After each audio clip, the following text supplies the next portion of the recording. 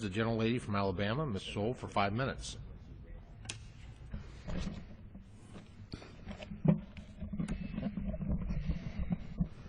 Mr. Speaker, I take to the floor with a heavy heart that is disappointed, frustrated, and frankly outraged by our government shutdown.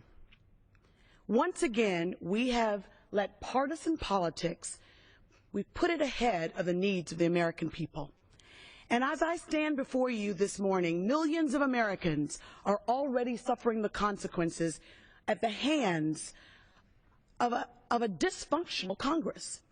The legislative process that has resulted in this shutdown reflects a neglect of the responsibilities that we were sent here to meet. The House majority had a chance to avert the government shutdown, but chose political brinkmanship over responsible compromise. In order to avoid the shutdown earlier this week, the Senate sent the House a bill, a compromise spending bill, which accepted the Republicans' lower funding levels. Instead of allowing a clean funding bill to come to this floor, the House majority once again attached unreasonable amendments which had no hope of gaining bipartisan support. Now, House Republicans want to partially open the federal government, cherry-picking winners and losers. This is no way to run a government. Think about it. If we and all of the small businesses and big businesses out there would run their institutions the way we run this Congress, our economy would be in shambles. Now, I hate to play the blame game, Mr. Speaker, but this government shutdown is solely the responsibility and the creation of House Republicans. We have tried to compromise, but Republicans time and time again have put on the floor re-debating, using America's tax-paying money to re-debate again and again the Affordable Care Act. Now, people say that House Democrats and the Senate and the President should compromise on this. Well, how do you extend a hand to a clenched fist? You cannot compromise when the other side is not willing to accept that the Affordable Care Act is the law of the land.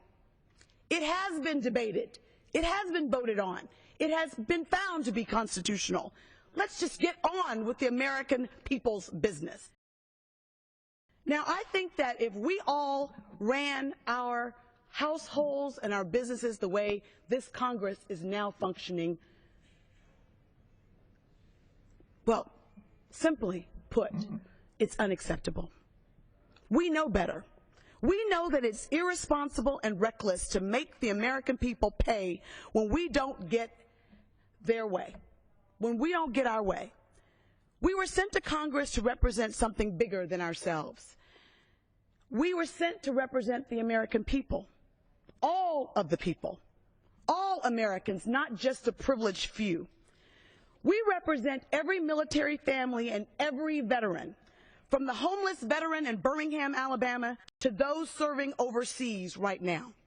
We represent every child in this great country of ours, from the child who will eat free lunch today because of the SNAP program, to the child here in D.C. who is enrolled in the Head Start program. All Americans. We were elected to be representatives. We need to start earning the title of being a representative by representing all of the people. It's unacceptable that we are in this chamber while the rest of government is shut down. It is unacceptable.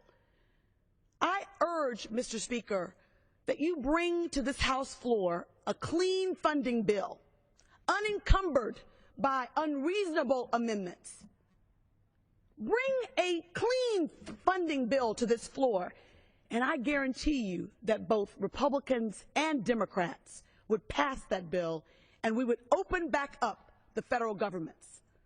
It's important that we put our partisan politics aside and truly start representing the American people that sent us here. Let's be representative of all the people.